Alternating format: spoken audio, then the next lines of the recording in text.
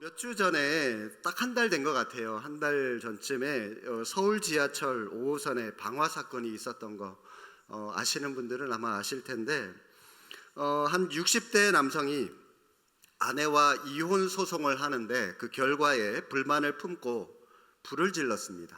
지하철에. 죽으려면 지 혼자만 죽지. 남까지 죽이려고. 다행히 그 승객들이 빨리 대피하는 바람에 인명피해는 없었습니다. 엊그제 그 뉴스를 좀 보니까 160명이 이제 같이 지하철에 탔던 사람들 160명에 대한 살인 미수죄가 적용이 됐더라고요. 얼마의 형량이 나올지 모르겠는데 아무튼 그 사건을 보면서 20여 년 전에 대구 지하철 화재 사건이 불현듯 또 생각이 났습니다. 동시에 우리나라의 큰 사고였다라고 할 수 있는, 여러분 뭐가 기억이 나시죠? 성수대교 붕괴된 거, 그리고 삼풍백화점이 무너진 거, 그것도 아울러 생각이 났습니다. 특히 삼풍백화점은 제가 이전에 사역에 있었던 서울 그 충현교회에서 지하철 정거장으로 약 2정거장 거리이기 때문에 그 삼풍백화점 주변에 성도들이 많이 살고 있었습니다. 그러니 그쪽 교구에, 그 서초 쪽에 해당되는 교구에 살고 있는 사람들 중에는 삼풍백화점이 무너질 때 희생당한 가족들도 굉장히 많았어요. 그래서 제가 더 많이 생각이 나기도 했는데, 자, 그런데 이번에 서울 지하철 사고를 보면서 매사에 정비를 잘하고 준비하는 것이 얼마나 중요한지 다시 한번 느끼게 되었습니다. 대구 지하철, 우리나라 지하철 사고 중에 첫 사고였지 않습니까? 그죠? 거기다가 방화였잖아요. 사람들이 많은 곳에 누가 이 불을 지를 것이라고 감히 생각이나 했겠습니까? 그래서 사고가 나면 뭐 어떻게 하라라고 하는 매뉴얼도 없었고요. 그때 당시 20년 전만 하더라도 또 열차 담당자나 객실에 있었던 사람들도 어떻게 처신을 해야 될지 아무도 몰랐습니다. 수동으로 문을 여는 방법도 몰랐습니다. 그러니 인명피해가 클 수밖에 없었고요. 그런데 이번에는 사람들이 이전에 대구 지하철 사건을 한번 경험을 해봤지 않습니까? 그러니까 이 불이 나자마자 재빨리 수동으로 손으로 문을 열고 빨리 피신했기 때문에 큰 사고로 이어지지 않았던 겁니다. 이전에는 지하철 문을 수동으로 어떻게 여는지도 알지도 몰랐고요. 이런 의미에서 평소 정비하고 또 준비하는 게 그만큼 중요하구나라고 하는 것을 우리가 볼 수가 있습니다. 여러분, 자동차 정비를 왜 하는 겁니까? 왜 장거리 여행을 하기 전에 자동차 정비를 하는 겁니까? 사고를 미연에 방지하기 위해서입니다. 그죠? 우리 인생도 마찬가지입니다. 세상이 험하고 악하기 때문에 평소에 잘 정비하지 않고 준비하지 않으면 언제 우리가 어떻게 사고를 당할지 모릅니다. 원수 마귀가 우는 사자같이, 저는 이 운다라고 하는 표현보다는 표효하는 사자, 이렇게 저는 좀 번역을 좀 바꿨으면 좋겠어요. 배가 고프니까 뭐 어떡하든 잡아먹으려고 울부짖으면서 표효하는 그 사자처럼 삼킬 자를 찾고 있기 때문에 우리의 몸과 영혼을 항상 우리는 정비하면서 준비해야 한다라고 하는 겁니다. 그런데 여러분, 이 땅을 살아가는 이 사회는 어떤 사회라고 할 수 있습니까? 어떤 사건이 터지고 난 뒤에 고치고 수리하는 수리형 사회인가요? 아니면 미리 사고를 예방하기 위해 정비하는 정비형 사회일까요? 전자일까요? 후자일까요? 안타깝게도 우리 사회는 대부분 수리형 사회인 것 같습니다. 대구 지하철 화재 사건, 이 참사를 계기로 지하철에 많은 사람들이 투자를 해서 안전 시스템을 서서히 오늘까지 바꿔왔습니다. 불에 잘 타지 않는 그런 소재로 의자들을 대거 다 교체하게 되고, 또 역마다 이 스크린 도어라고 하는 것도 설치하게 되고 자살하지 못하게 막아두는 거죠. 또 뿐만 아니라 테러나 방화에 대한 안전교육, 훈련 같은 것들도 해왔습니다. 그리고 우리 시민들도 소화기가 어디 있는지 보게 되고요. 또 비상시 수동으로 이 문을 어떻게 여는지 망치는 어디에 있는지 사람들도 서서히 그것을 돌아보게 됩니다. 대구 지하철 참사라고 하는 것이 있었기 때문에 안전에 관심을 가지게 된 것인데, 여러분, 이게 바로 수리형 사회이죠. 소 잃고 외양간 고치는 격. 사건 사고가 터지고 난 뒤에 우리는 뭔가를 하나씩 시스템을 만들어 왔습니다. 반면에 100년 넘게 15억 이상을 수송해온 이 프랑스 파리의 지하철은 사고를 미연에 방지하기 위해서 미리 정비를 철저하게 해왔기 때문에 지금까지 어떤 큰 사고라든지 화재 사건이 단 한 건도 없었다고 합니다. 독일도 마찬가지예요. 1902년에 지하철 처음 운행한 이후로 지금까지 어떤 역 광장에 화재 사건이 있었을지 모르겠지만, 차량 화재 같은 경우, 근데 역 내에서는 큰 사건이 또 사상자가 한 사람도 없었기 때문에 안전에 있어서 최고를 자랑한다고 합니다. 그 나라가 왜 이런 결과를 가져왔습니까? 미리 잘 준비된 정비 시스템, 안전 시스템을 그들이 갖추고 있어 왔기 때문입니다. 그렇다면 여러분, 이 바람직한 사회, 어떤 사회가 바람직한 사회라고 할 수 있습니까? 정비형 사회입니다. 정비형 사회. 바람직한 인생도 마찬가지입니다. 정비형 인생입니다. 매사의 모든 일에 자기를 잘 준비하고 훈련하고 실력을 갖춘 그런 정비형 인생이 환영받는 세상입니다. 자동차도 오래 타려면 평소 정비를 잘 해야 됩니다. 그렇지 않고 정비 시간을 건너뛰면 나중에 고장난 이후에는 차량을 수리하려면 견적도 많이 나오고요, 성능도 떨어져서 자동차 수명이 짧아질 수밖에 없는 겁니다. 우리 인생도 마찬가지입니다. 어떤 큰 사건이 터진 뒤에 수리하는 인생, 교육비도 많이 듭니다. 주위 사람들에게 좋은 영향도 미치지 못합니다. 그렇기 때문에 우리는 한 사람도 예외 없이 정비형 인생이 되어야 되는 겁니다. 신앙의 종류에도요, 두 가지 신앙이 있습니다. 수리형과 정비형입니다. 수리형 성도, 어떤 성도일까요? 항상 문제가 터지고 난 뒤에 주님을 찾고 기도하기 시작하는 사람.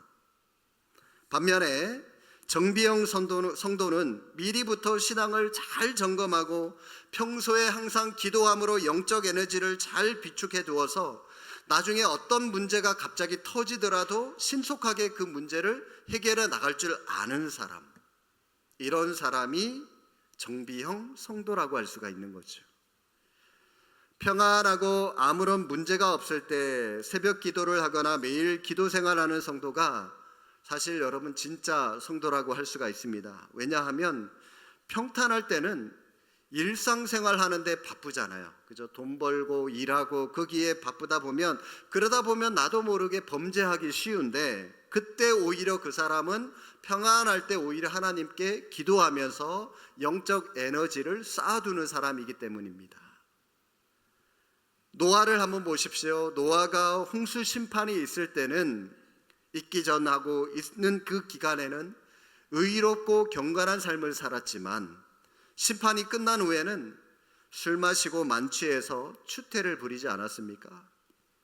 다윗도 보십시오. 사울에게 쫓겨다닐 때는 믿음의 사람이었고 하나님의 마음에 합한 사람이라고 하는 그런 평가까지 받았지만, 그런데 왕이 되고 난 이후에 태평하고 한가할 때는 간음하고 살인까지 저지르지 않았습니까?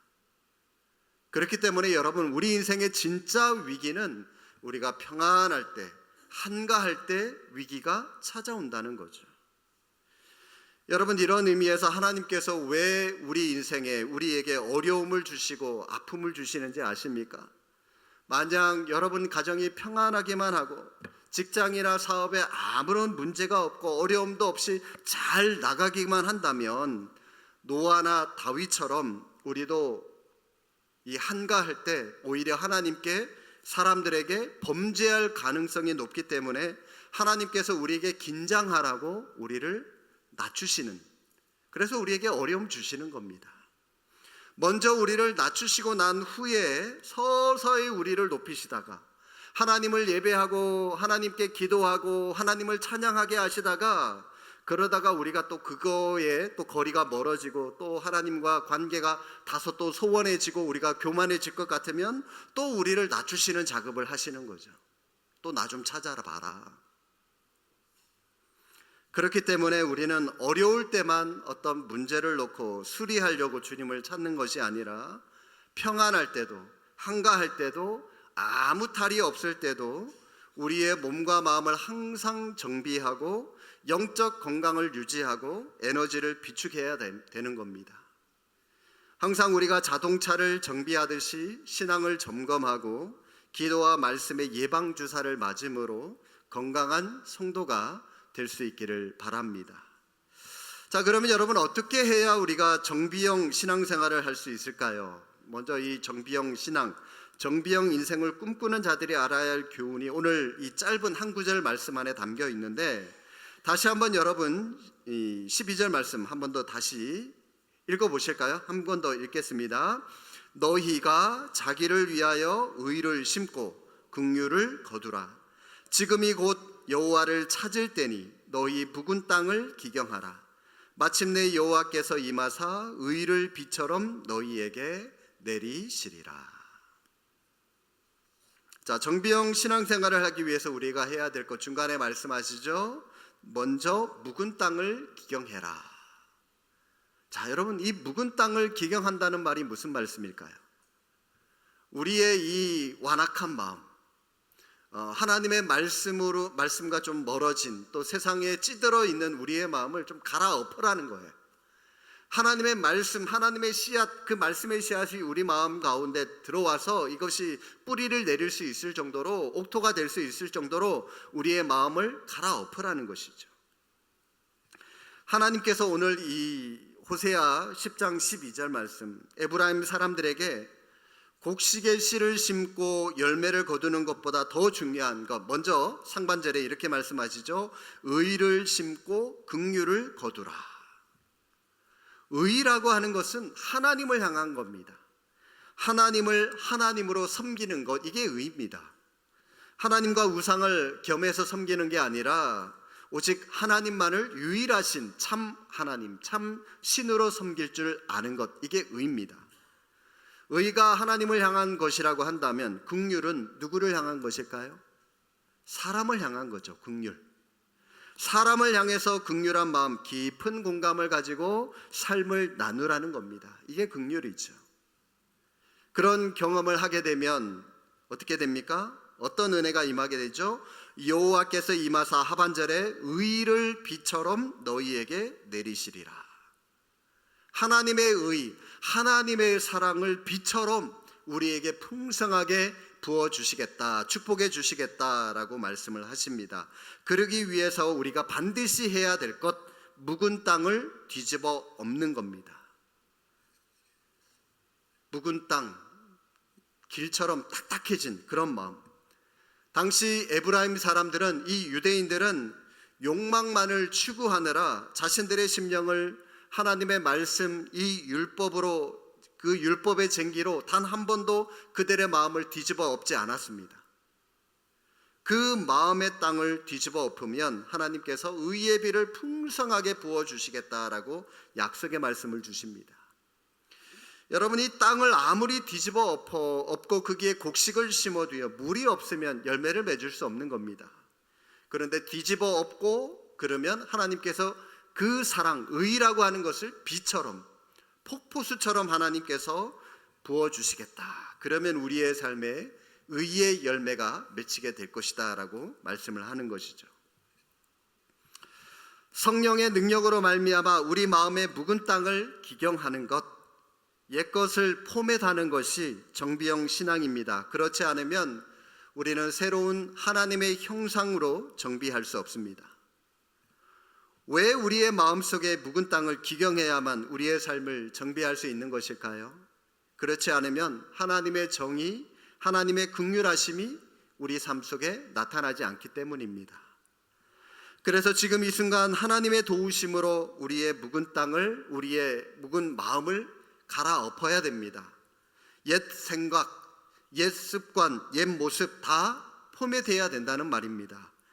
그렇기 때문에 지금이 곧 여호와를 찾을 때니 너희 묵은 땅을 기경하라라고 하는 이 말씀을 여러분 마음 가운데 깊이 새길 수 있기를 바랍니다. 우리 마음을 갈아엎고 난 다음 그 다음에 해야 될 것, 마음을 갈아엎었어요. 여러분 어떻게 해야 될까요? 그 갈아엎은 땅에 뭘 우리 마음 가운데 두어야 될까요? 하나님의 말씀, 그리고 하나님을 향한 마음, 기도라고 하는 것을 우리는 하나님께 하면서 살아가야 됩니다. 우리가 잘 정비하지 않고 준비되지 않고 살아간다면 어떻게 되는지 아십니까? 하나님의 말씀이 내 안에 없기 때문에, 하나님을 의뢰하는 마음이 내 안에 없기 때문에 우리는 늘 불안, 공포, 염려, 걱정, 근심, 불확실성 속에서 이리저리 방황하면서 우리는 살아갈 수밖에 없습니다. 그러므로 끊임없이 기도하고 끊임없이 말씀을 보고 우리의 영혼을 정비하지 않으면 언제 원수 마귀가 찾아와서 우리를 도적질하고 우리를 하나님으로부터 빼앗아갈지 멸망시킬지 모릅니다. 기도와 말씀으로 여호와 하나님을 찾아서 여러분의 마음의 묵은 땅을 기경할 수 있기를 바랍니다. 믿음보다는 의심을, 또 순종보다는 불순종을, 겸손보다는 교만함을, 부지런함보다는 게으름을 가졌던 옛 모습을 다 성령의 능력으로 갈아엎으시기를 바랍니다. 그렇게 되면 하나님의 정의가 비같이 쏟아져서 이 세상이 아무리 험하고 악해도 오염되지 않고 굳건한 반석처럼 담대하게 살아갈 줄로 믿습니다. 세상에 많은 사람들을 여러분 돌아보시기 바랍니다. 우리 사회도 마찬가지죠. 무슨 일이 터진 뒤에야 뒷수습을 하고요, 그런 다음에 똑같은 사고가 재발하지 않도록 하기 위해서 늘 수리하기 바쁩니다. 소 잃고 외양간 고치기 바쁩니다. 이것은 현명하지 않습니다.